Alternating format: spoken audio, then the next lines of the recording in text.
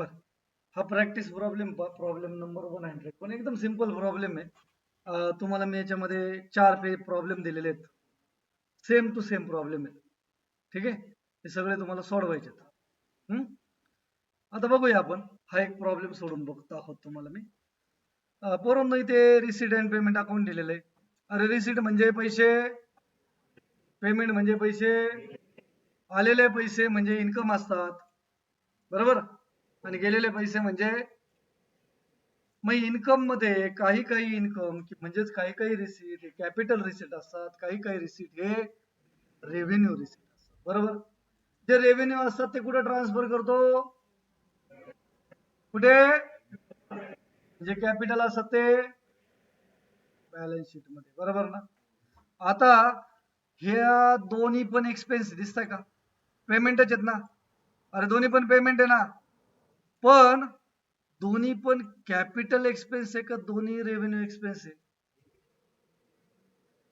जो रेव्हेन्यू वाला येतो इन्कम आणि जो कॅपिटल वाला येतो, सर बॅलन्स शीटला जाऊन काय करतात? आता पहिल्यांदा सांगतो. कॅपिटल एक्सपेन्स कोणता एक्सपेन्स?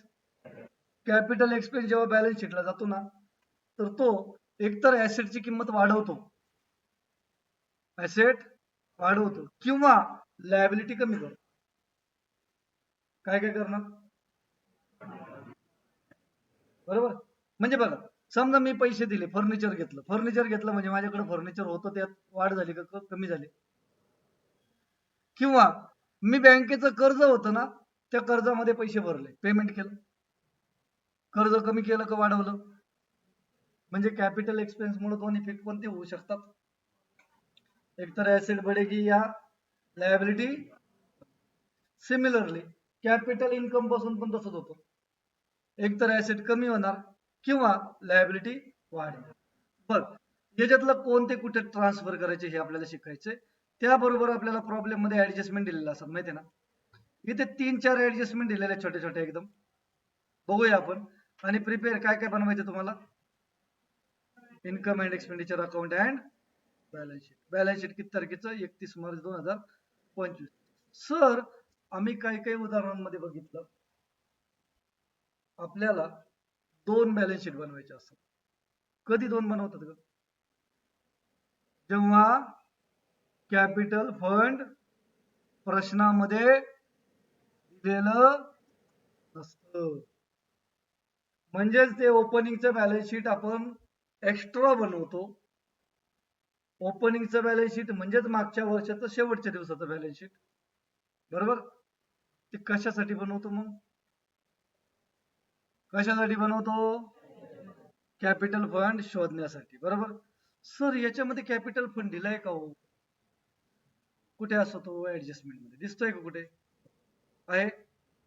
म्हणजे याच्यामध्ये किती बॅलन्स शीट बनवावं लागतील? 1 का 2? 1. बघा इथे दिलेलं आहे हा प्रॉब्लेम तुमचा. त्याच्यामध्ये पहिल्यांदा काय? इन्कम अँड, आणि खाली काय आहे? बस एवढंच. आता काय करायचं तुम्हाला? फर्स्ट ऑफ ऑल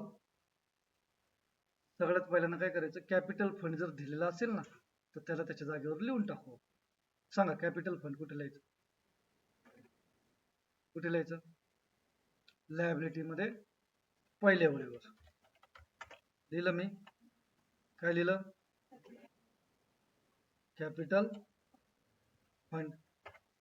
किती आहे रे? बरोबर.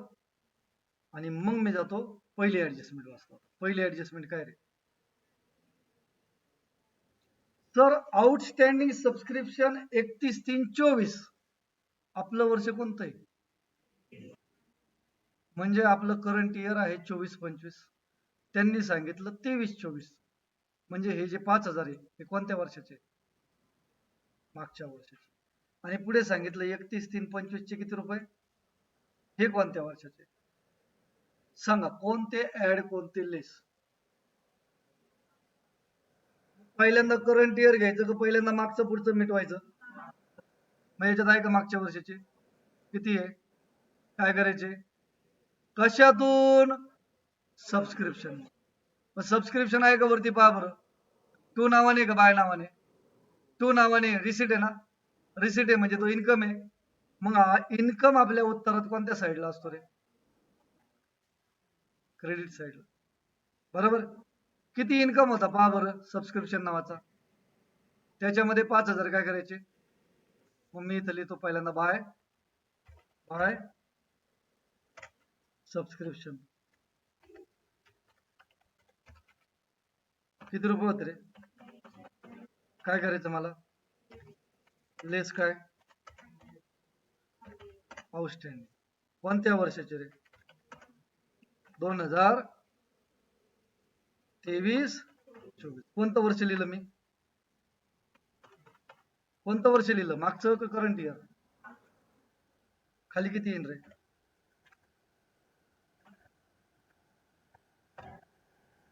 आले का? अरे हा, तर ऍडजस्टमेंटचा प्रत्येक दुसरा इफेक्ट असतो, बरोबर ना? सांगा हे 5,000 कोणत्या वर्षाचे? मागच्या वर्षीचे पैसे आता मिळाले म्हणजे मागचं वर्ष संपलं त्यावेळेला हे पैसे मिळालेले होते का मिळायचे बाकी होते? मिळायचे. म्हणजे मागच्या वर्षाच्या बॅलन्स शीट मध्ये दिसतील. आपण बनवलं का मागच्या वर्षाचं बॅलन्स शीट? सांगा पैसे मिळणे बाकी, ऍसेट का लायबिलिटी? ऍसेट का लायबिलिटी? मग या 5चा दुसरा इफेक्ट कुठं असायला पाहिजे होता? मागच्या वर्षाच्या बॅलन्स शीट मध्ये. पण आपण ते बनवलं का? म्हणून दुसरा इफेक्ट नाही. सर पुढे 31/3/2025 ला किती रुपये?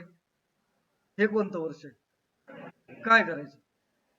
मी तर लिहितो ऍड काय आउटस्टँडिंग फॉर कोणतं वर्ष? किती रे? बाहेर किती आले? बरोबर आहे. 11,000 कोणत्या वर्षाचे? मिळाले का मिळायचे बाकी? का द्यायचे बाकी? मिळणे बाकी म्हणजे काय झाले? कोणत्या वर्षाचे? या वर्षाच्या बॅलन्स शीट मध्ये जाईन का ते? कोणत्या साईडला जाईल? काय लिहायचं मला? Outstanding subscription. कळलं का नाही? किती रुपये? ही पहिली ऍडजस्टमेंट समजली का? काय काय केलं मी?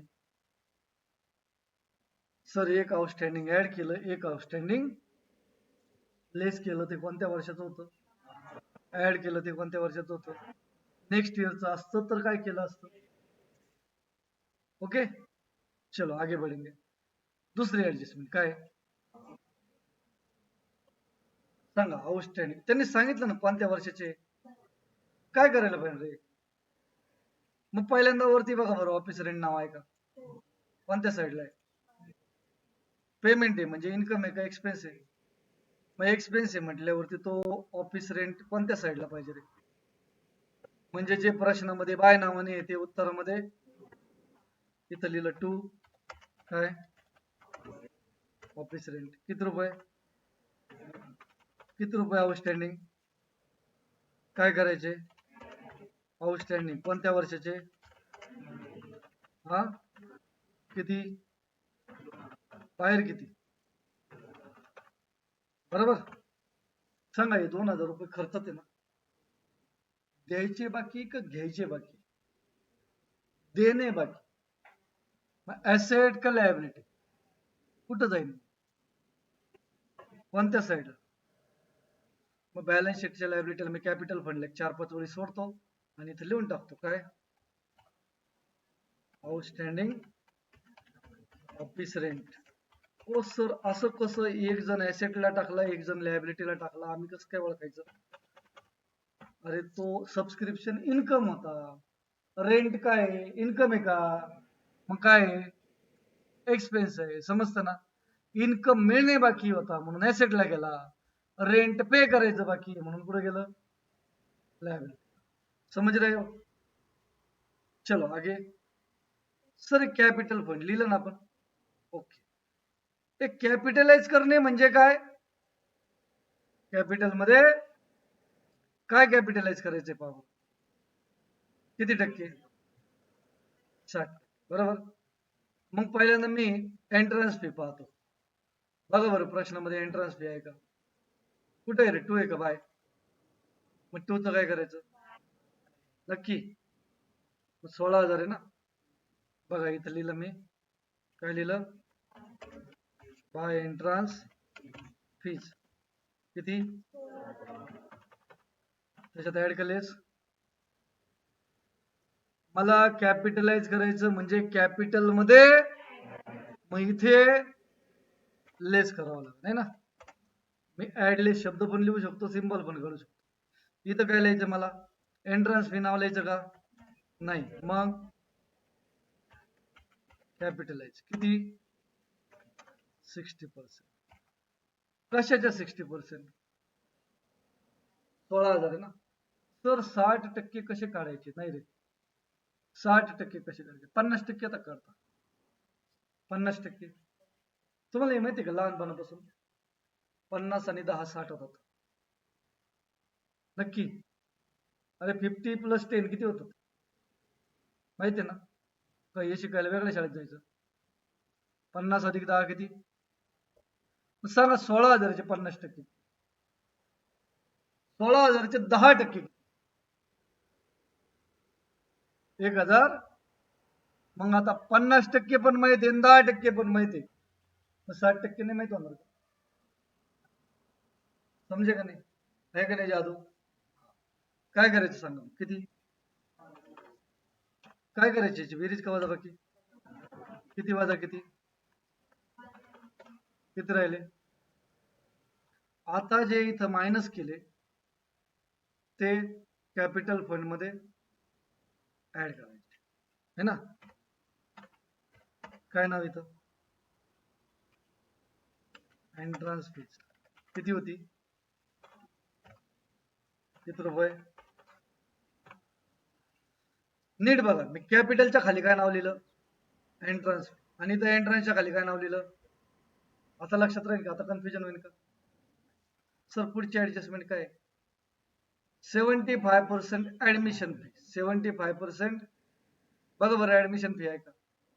2 आहे का बाय? 2चं काय करायचं? इथं आलं बाय, काय नाव लिहिलं? ऍडमिशन फीज किती रुपये? कॅपिटलाइज करायचं, कॅपिटल मध्ये ऍड करायचं. म्हणून इथं सांगा इथं काय नाव लिहिलं? कॅपिटलाइज किती टक्के? सांगा किती? नक्की? नक्की का फसू राहिले? अच्छा, बाहेर 17,500. मग 2,000. आता हे 2,500 तिकडे ऍड करायचे का 7,500 ऍड करायचे? कुठे? काय लिहायचं पुन्हा मला?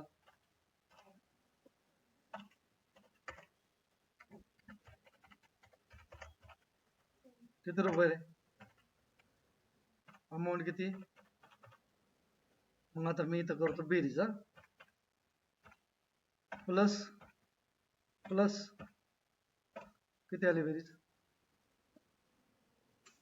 तिघांची बेरीज एकत्र करू शकतो ना आपण. तर पुढे पुढची ऍडजस्टमेंट काय? अरे ऍडजस्टमेंट संपले का? ओके. चला हे राहिलेले घटक. हे काय रे? टू बॅलन्स पहिल्या ओळीवर आहे ना, बीडी आहे ना. म्हणजे बीडी म्हणजे बिगिनिंग वाला का क्लोजिंग वाला?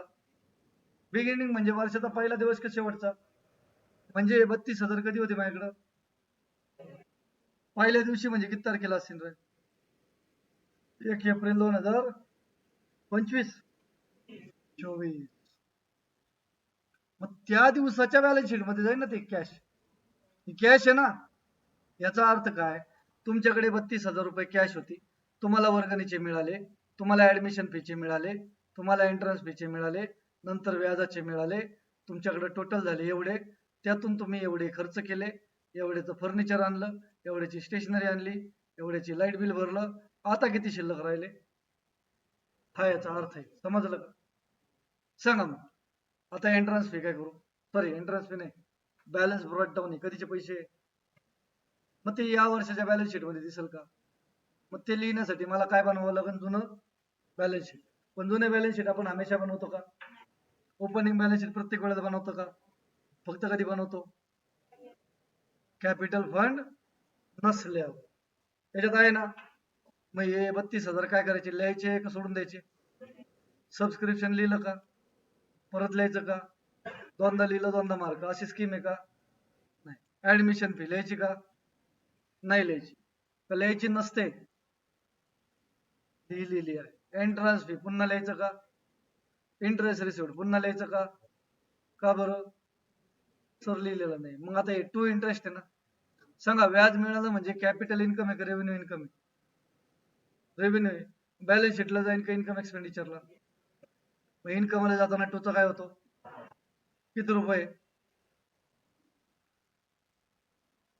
बाय काय? इंटरेस्ट. किती? 600. बरोबर आहे का? चलो आगे बढ़ेंगे. ऑफिस रेंट झालं का? नक्की? फर्निचर बायचं टू होईल ना? बायचं टू होईल का? मग बॅलन्स शीटला लिहावं लागेल. मला सांगा, इथं पेमेंट साईडला फर्निचर आहे म्हणजे फर्निचर विकलं का फर्निचर घेतलं रे? घेतलं म्हणजे आपली ऍसेट वाढली कमी झाली का खर्च झाला? मग सांगा कुठं लिहूया फर्निचर ऍसेटला? हे आलो मी पळत पळत बॅलन्स शीट मध्ये. इथं लिहिलं काय? फर्निचर. किती रुपये रे? 40,000. ओके. प्रिंटिंग स्टेशनरी लिहिलं का? लिहायची गरज आहे का? कुठं? खर्च आहे ना, बाय प्रिंटिंग. तर त्याचं काय होईल? Two printing. किती? 5,000. बर. नंतर इलेक्ट्रिसिटी बाय टू. किती रुपये होते इलेक्ट्रिसिटी? 3,000. ओके. नंतर बाय बॅलन्स कॅरेट डाऊन. बायचा टू करायचं का? मी मगाशी सांगितले एवढे पैसे तुमच्याकडे शिल्लक राहिले. काय झाले? शिल्लक राहिले म्हणजे 31 मार्चला तुमच्याकडे पैसे शिल्लक आहे म्हणजे बॅलन्स शीट मध्ये कुठे दिसत? बॅलन्स शीट मध्ये ऍसेटला 66,300. काय नाव लिहायचं त्याला? शाबास. Cash in hand. किती? यहाँ तक हो गया. बस खतम. मग आता याला काय करायचं? टॅली करायचं आहे ना. सांगा टॅली करण्यासाठी मला पहिल्यांदा बेरीज करावं लागेल. कोणत्या बाजूची बेरीज जास्त वाटते? डेबिट का क्रेडिट? क्रेडिटला सगळे एक्सपेन्स आहेत की इन्कम? इन्कम आहेत म्हणजे फायदा होणार का तोटा होणार? कारण फायदे जास्त आहे. मोजा बरं बेरीज किती येतं ते.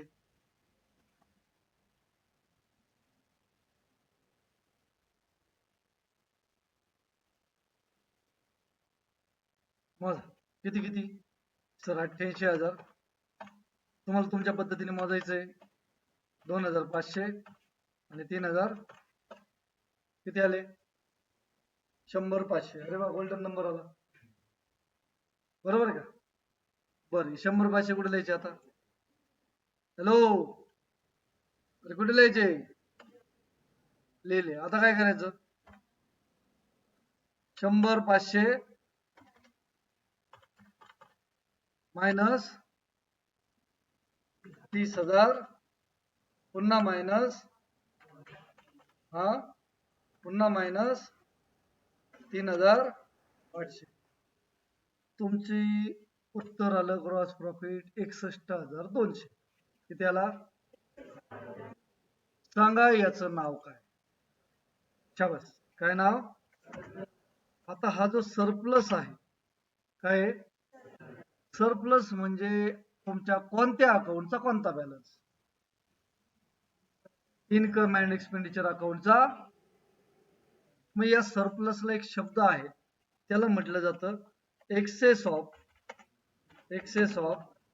Incomes over expenses. लक्षात राहू द्या. ठीक आहे, excess of income over expense. मग आता या प्रॉफिट मुळे, या सरप्लस मुळे कॅपिटल काय होणार आहे? कॅपिटल काय होणार म्हणजे कॅपिटल फंड मध्ये मला काय करावं लागेल? ऍड करावं लागेल. किती? जो सरप्लस आला तो, है की नाही? मग मी लिहितो इथे ऍड काय? सरप्लस. बरोबर. मग दोघांची टोटल करावं लागेल ना आता. 54,100 आली होती कॅपिटलची बेरीज आणि 61,200 आला तुमचा सरप्लस. आणि अशा पद्धतीने आता या दोन बाजूची बेरीज करा, तुमचा प्रॉब्लेम टॅली झालेला असेल. ठीक आहे. असा सेम टू सेम प्रॉब्लेम मी पुढचाही दिलेला आहे पहा, तो पण तुम्हाला सोडवता येईल. म्हटलं तर स्क्रीनशॉट तुम्ही घेऊ शकता. Okay, thank you.